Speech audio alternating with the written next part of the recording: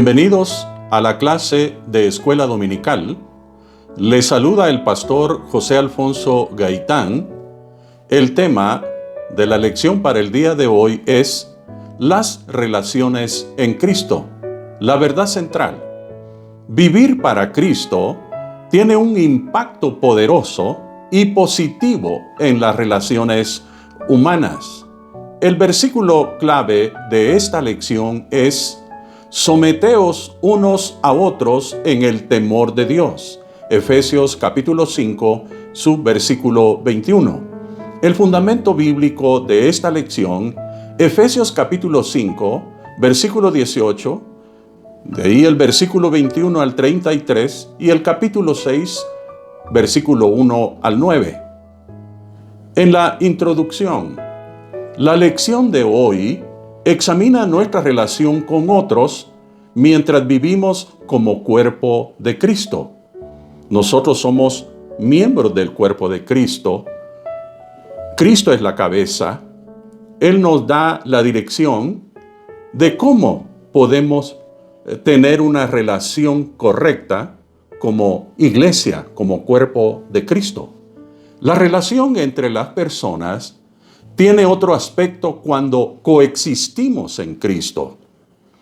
En la cultura judía, en los tiempos antiguos, también en la cultura romana, habían claras jerarquías de autoridad.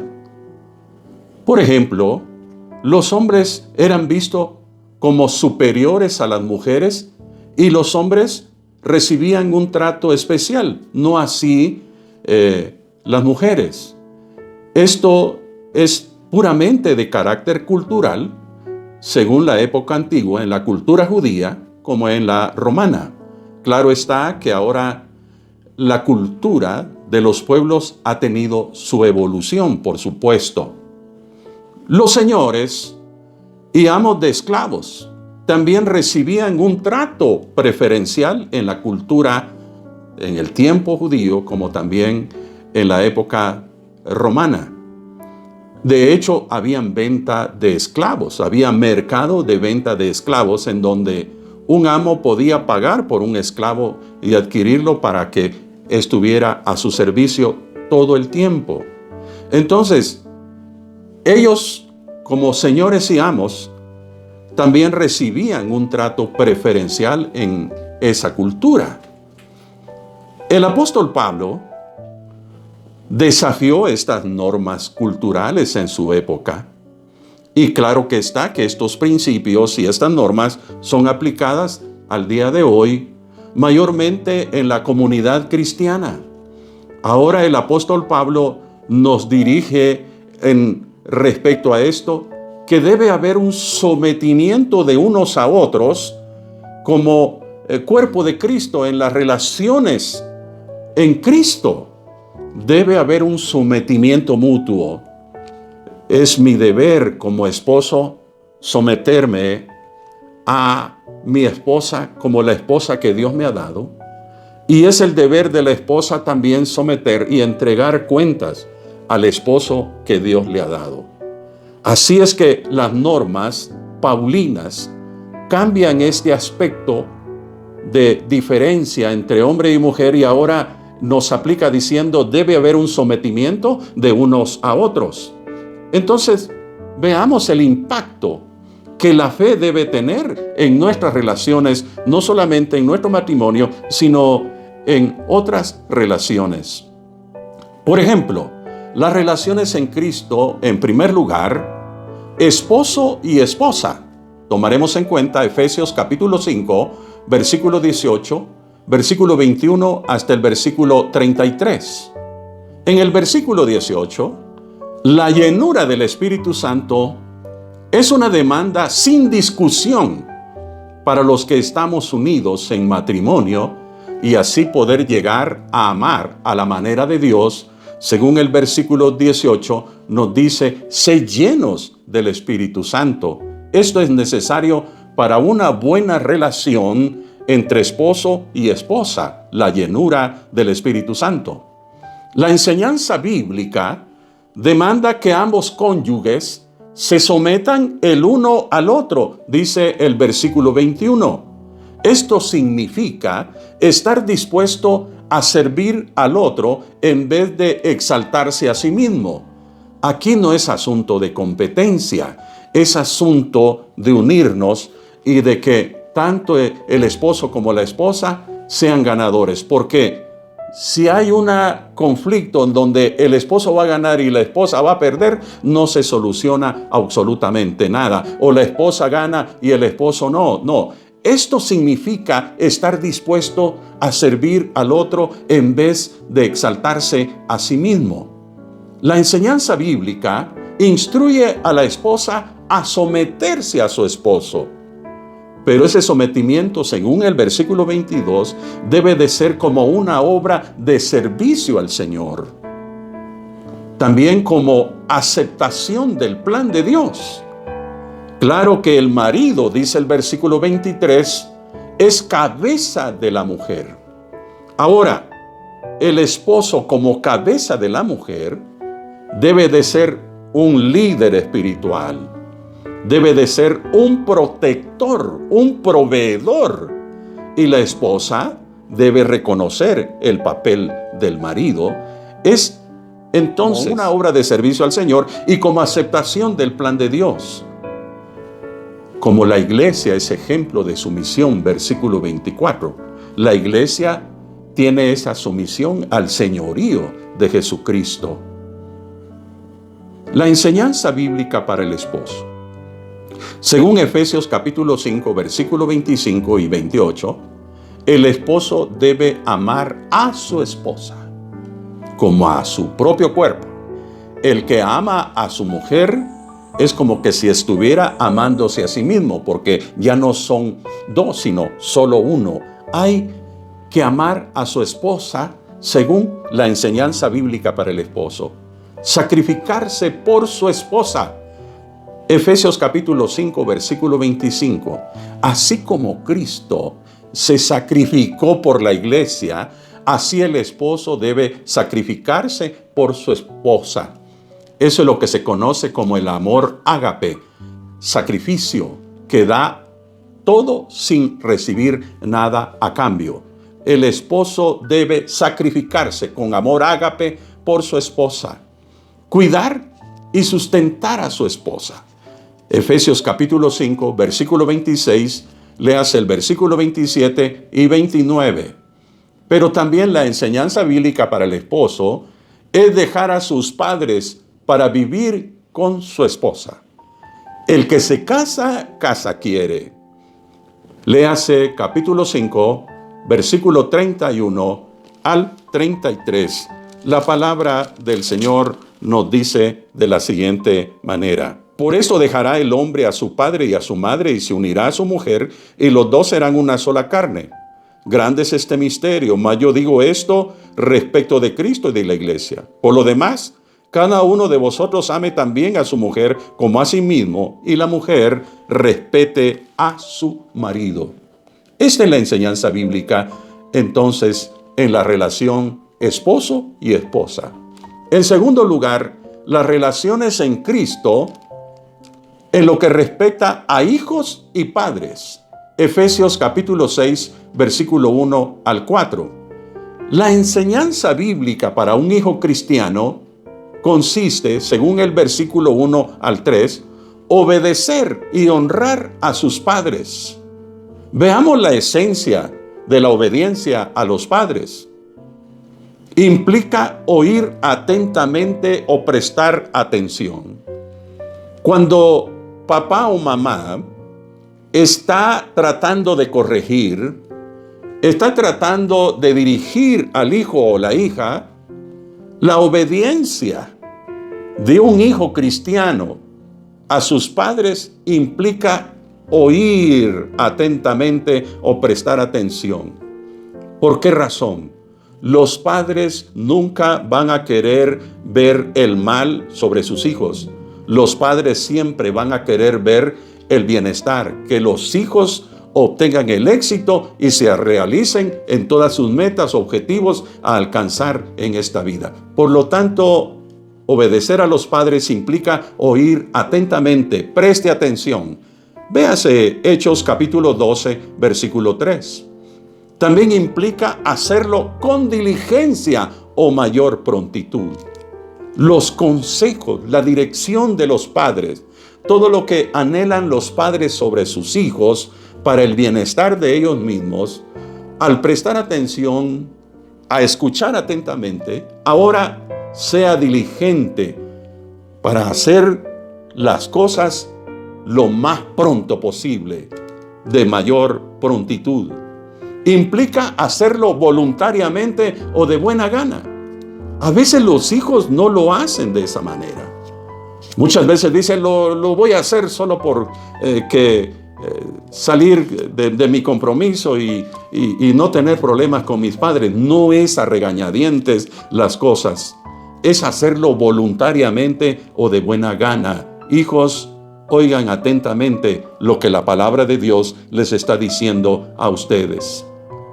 Veamos la esfera de la obediencia a los padres. Es en el Señor. La obediencia es como que estuviera obedeciendo al Señor. Los padres tienen una autoridad delegada de parte del Señor sobre sus hijos. Por lo tanto, todo, véalo, esa obediencia a los padres como en el Señor. También la obediencia a los padres, la obediencia en todo porque es justo. Ellos se han esforzado por darles lo mejor a sus hijos. La mayoría de padres responsables hacen todo el esfuerzo por darle, no lo peor, lo mejor a sus hijos. Esto agrada al Señor. Véase Colosenses capítulo 3, versículo 20. En cuanto dice que un hijo cuando obedece y honra a sus padres, esto agrada al Señor. En otras palabras, el Señor se pone contento. Le agrada al Señor cuando los hijos obedecen a sus padres. En el versículo 2 del capítulo 6 nos dice que obedecer es uno de los 10 mandamientos que trae bendición de Dios, dice el versículo 3. Por lo tanto, hijos, conviene tomar en cuenta lo que la palabra del Señor nos dice. La enseñanza bíblica para un padre cristiano con el propósito de crear bien a sus hijos. Efesios capítulo 6, versículo 4. Dice que no hay que despertar la ira por el maltrato de los padres. En otras palabras, los padres no deben transmitir el enojo y frustraciones a sus hijos. Porque si usted transmite el enojo y las frustraciones a sus hijos, cuando sean grandes, lo que va a haber en el corazón de los hijos es un deseo de venganza. Y hemos visto desenlaces muy fatales debido a que los padres, en vez de transmitir amor en la disciplina y la corrección, lo que hacen es transmitir enojo y frustraciones, y eso despierta odio en los hijos. Y debemos de tener mucho cuidado, padres de familia. Proveer sustento físico, material y espiritual. Crearlos. Esa es la palabra, crearlos. Cuando entendemos eso, entonces vamos a estar proveyendo sustento para físicamente, el sustento material, pero sobre todo también el sustento espiritual.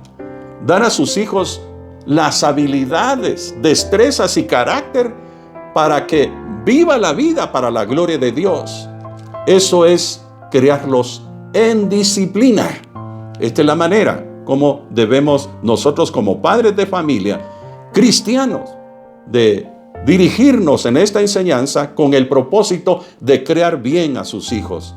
Aconsejar sobre evitar o cesar un curso inapropiado de conducta. Quiere decir que nuestros hijos están tomando rumbo y necesitan la instrucción correcta y bíblica de los padres de familia hacia los hijos. La meta de la vida entera de un padre con sus hijos se originará en el Señor. Será a través del Señor y para el Señor esa forma de criar a nuestros hijos.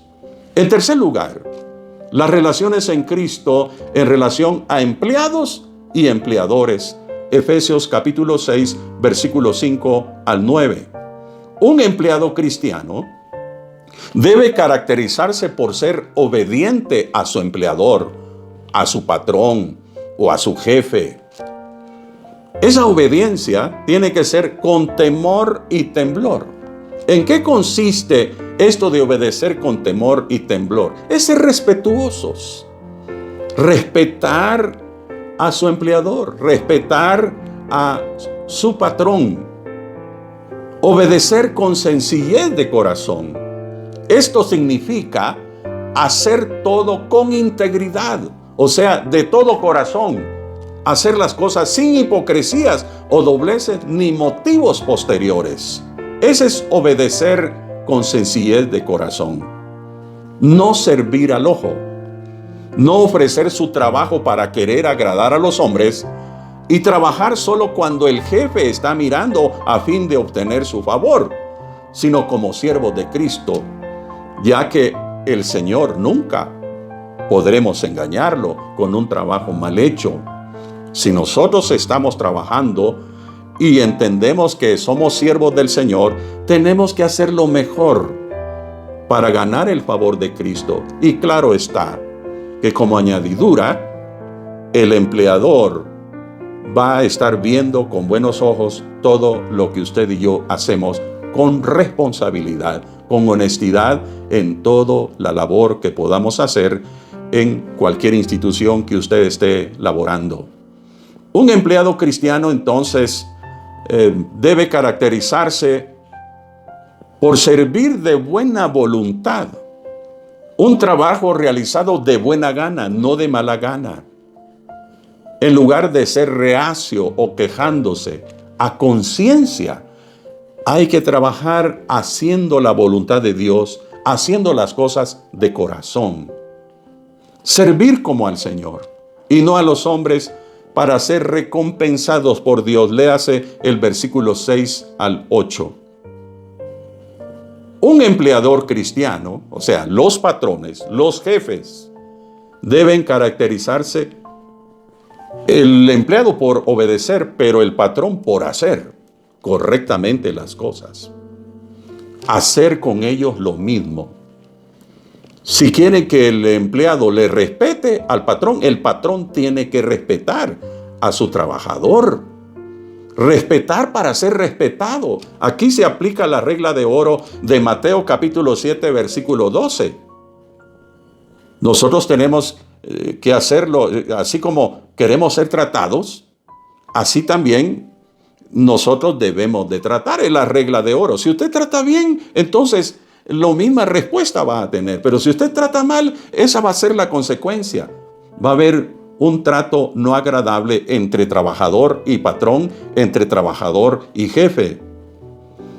Así que hay que respetarnos mutuamente, dejar las amenazas, no abusar de su posición de autoridad.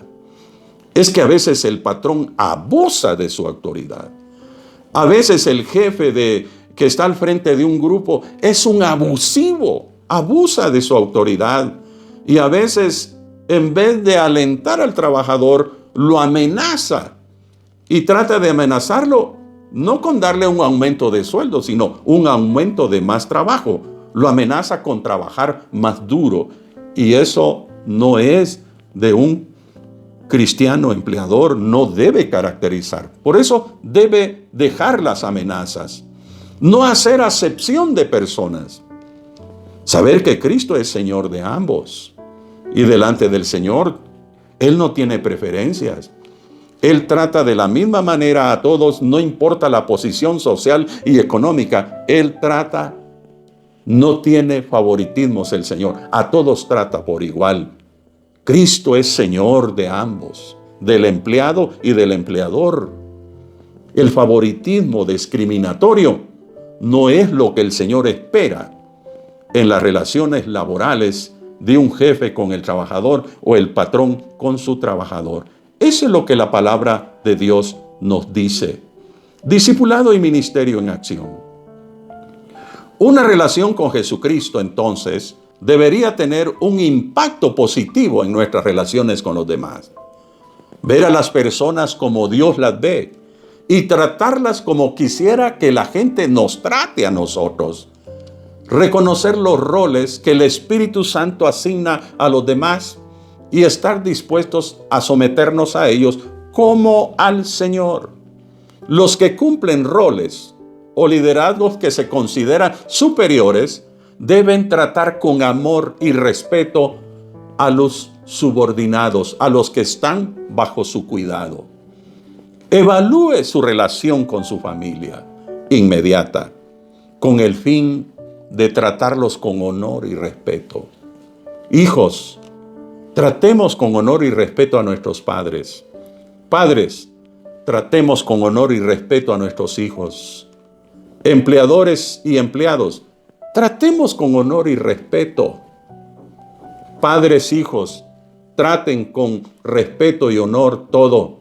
Esposo y esposa, hagan lo mismo. Examine su actitud y desempeño en su trabajo y aplique los principios de esta lección, porque esto es lo que el Señor nos da en su palabra para que el cristiano impacte positivamente en las relaciones hacia los demás y esas acciones no solamente impacten la vida de los demás, sino traiga honra y gloria a nuestro Dios.